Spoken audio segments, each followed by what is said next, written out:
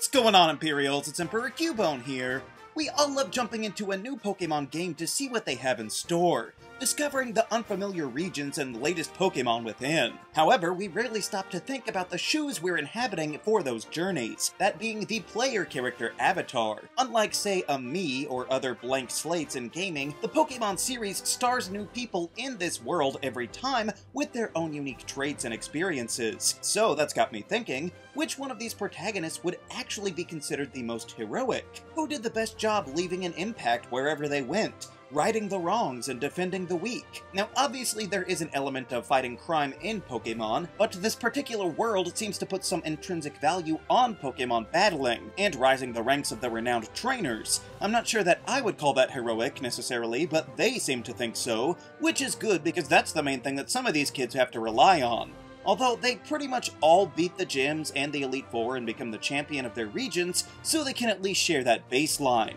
And of course, we will only be counting the mainline games, not outside materials like the TV shows or manga. So, ranking all of the protagonists currently in the franchise from least to greatest, first brings us to the Let's Go Pikachu and Eevee games, and apparently the canon names for these characters are Chase and Elaine. I didn't know that, but the journey they take is just about the most basic that could possibly be done. They do beat Team Rocket, somehow, even though the Gen 1 characters are in the game, but Team Rocket's goals were pretty tame in comparison to later. So it's not quite as heroic, but stopping street-level crime still is important. And then on top of the gyms and such, they catch the legendary birds, and they go to catch Mewtwo as well, so that's fairly heroic. To brave the wilds and capture untamable beasts, what almost put them above the bottom spot was beating out all of the Master Trainers, because that's a pretty impressive collection of strong opponents. However, the limited dex of the Let's Go games does dampen the achievement a little bit. But if they're the least heroic, then who would be above them?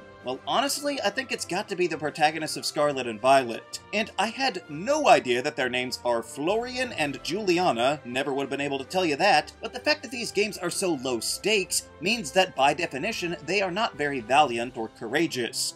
Team Star is just a bunch of kids cutting class, they're not even a threat, so that's not solving much. However, they do battle the Titans, so that would put them a little higher than the Master Trainers.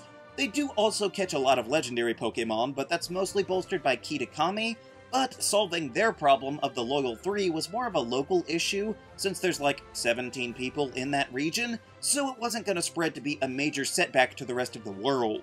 Same with the evil Professor Bots at the end. All they were going to do is have the time portals remain open to allow Paradox Pokemon to keep coming through, but they seem largely contained to Area 0, so it likely would have been fine. I mean, Florian, apparently, and Juliana do face lots of tough trainers in their time, but when all of their other feats had negligible danger compared to literally everywhere else, taming the Titans is the only thing that truly might have set them apart. And honestly, not much higher are the Galar protagonists, Victor and Gloria. These young chaps suffer much of the same pitfalls, with Team Yell just being a minor nuisance throughout, and the Darkest Day being a pretty localized event. Like, I'm guessing that Kalos would have been pretty fine just across the channel there. However, they do have the Macrocosmos team that actually had a villainous plan to do harm. So that's slightly more heroic, and they bested 2 descendants of actual heroes, so that should count for something, on top of stopping the new Darkest Day while going to catch plenty of legendary Pokemon thanks to the Isle of Armor and the Crown Tundra, where saving Freezington is basically on par with whatever happened in the Teal Mask. So they are almost the same, but since the Galar trainers actually do face some villainous fronts, that gives them a slight edge. But for anyone arguing they should be higher, don't forget that they let Leon handle a lot of their problems off-screen. So then that leads me to Red, and Leaf kind of, I suppose. Like the Let's Go variants, the Kanto trainers have beaten Team Rocket and put a stop to their criminal syndicate, but they did get a slight bonus because in Gen 3, at least, they also take care of the Sevi Islands that had its own branch of the team causing chaos. So that's a few extra points in their favor. But they also had to deal with a real rival, not some Teen Titans Go version of a pushover, so that's what puts them so much higher than the previous ones for me.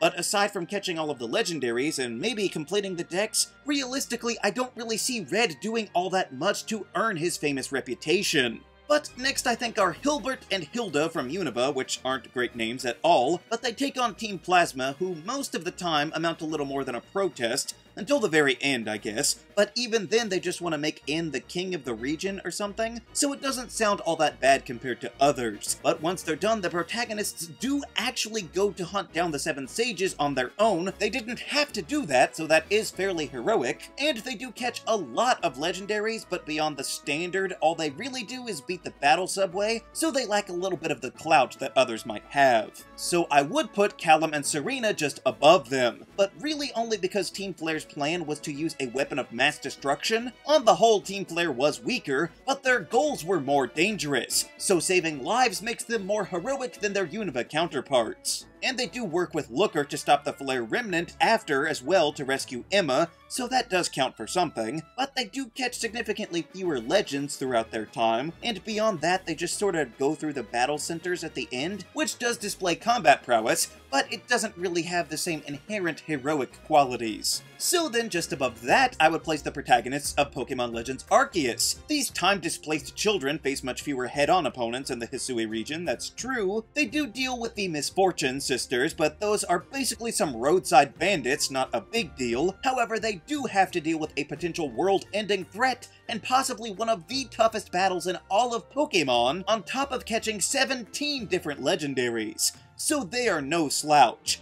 But the real reason they are up this high is because they actively foster a relationship between people and Pokémon. Many of the inhabitants of the Hisui region were terrified of these monsters roaming the wilds, but the player character showed them how they could live in a more symbiotic relationship. And showing the world a better way to live, to improve their lives, sounds heroic to me. Not to mention uniting 2 rivaling clans on top of that, so it's fairly impressive what these kids are capable of, even being out of their element. Then comes Gold or Ethan along with Chris or Lila in certain versions, and obviously the Johto characters take on Team Rocket again, stopping their efforts to bring back Giovanni in more ways than one, but perhaps most impressively, they got to venture through 2 regions and beat more gyms than anybody else. Also, we shouldn't overlook them going to the Sinjo ruins either. No other main character we know of has been that far out. And we can't forget that they end up defeating Red as well. So if Red is considered more heroic for being such a good battler, how much more heroic would the person who beats them be?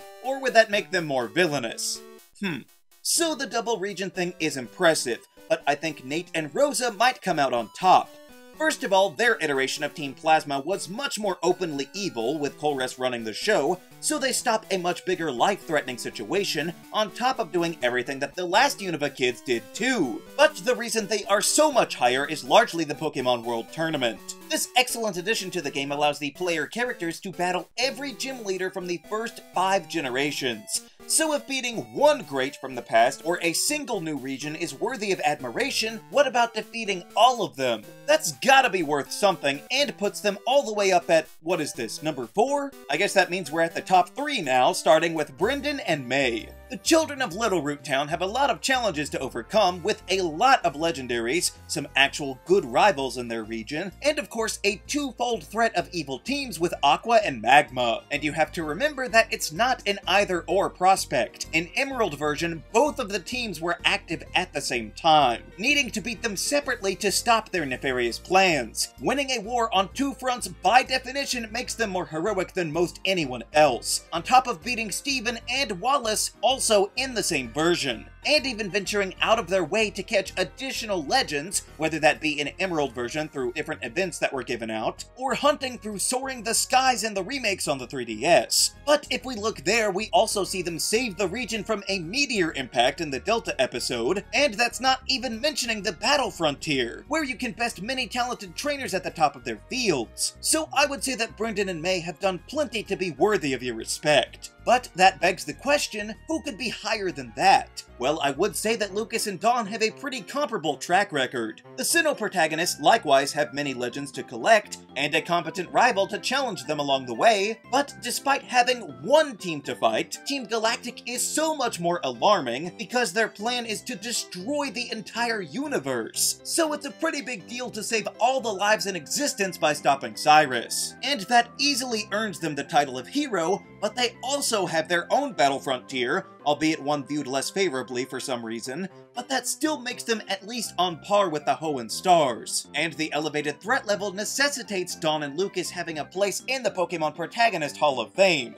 However, if you've been keeping track, you might have noticed that certain protagonists haven't been mentioned yet, but I truly think the most heroic Pokemon figures might just be from the Alola region. Elio and Celine, which I can never remember are their names, don't immediately jump out as noteworthy. However, they do handle the Island Trials, which is a mix of gyms combined with facing down wild beasts. However, there are lots of trainers around that do those trials, so that's fair to overlook. Alola also sees multiple teams on the table, with Team Skull at the start, who are one of the less menacing teams, so it's a bit of a discount. But then there's also the Ether Foundation. I know that Lucamine's goals were rather low stakes, but her methods wound up tearing a hole in the space-time continuum to create ultra wormholes that were seemingly out of control, so that could easily spiral into a world-ending cataclysm. And plus, they didn't just catch the legendary Pokemon like everyone else, they also had Ultra Beasts as a completely unique class to wrangle, and they seem to do so rather effectively. And then there's the Battle Tree, where they can beat plenty of strong trainers from the past. However, all of that is just confined to the original Sun and Moon games.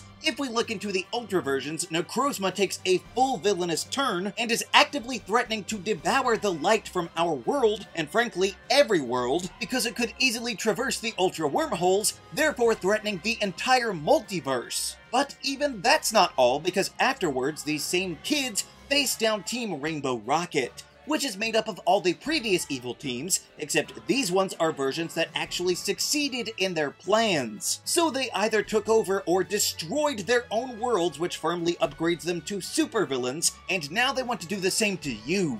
Yet somehow these plucky kids from Alola stopped them with a team that can move no faster than a brisk walk, preventing a second multiversal crisis. So battling no less than 3 evil teams plus the Ultra Recon Squad, with one of the teams being made up of all of the strongest parts of every evil team that came before, while stopping tears in the universe and otherworldly monsters, sounds more like a job for Dr. Strange or Dr. Fate or some other doctor. Not a young child that just moved to town. But they managed to do it anyway, proving that they are indeed some of the most gallant, intrepid, and courageous Pokemon protagonists to date. But maybe I missed something about their journeys. Do you think we should include the Pokeathlon as heroic for some reason? Let me know your thoughts on the heroics of the Pokemon main characters down in the comments. Also be sure to leave a like, share this video, and subscribe so that you too can become an Imperial today.